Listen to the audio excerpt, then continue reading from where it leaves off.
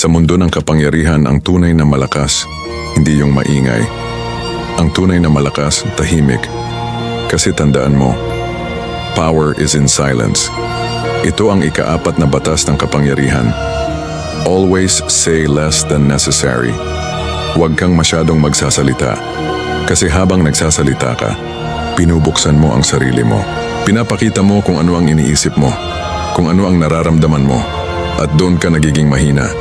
Tahimik ang matalino. Tahimik ang may kontrol. Kasi ang katahimikan, nakakatakot. Hindi mo alam kung anong nasa isip nila. Hindi mo alam kung anong susunod nilang galaw.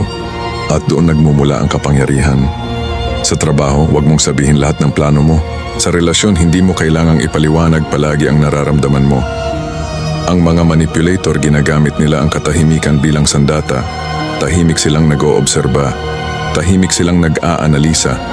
At pagdating ng oras, isang salita lang, sapat na para kontrolin ang sitwasyon.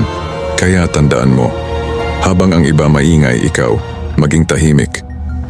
Dahil sa katahimikan, nandoon ang tunay na kapangyarihan.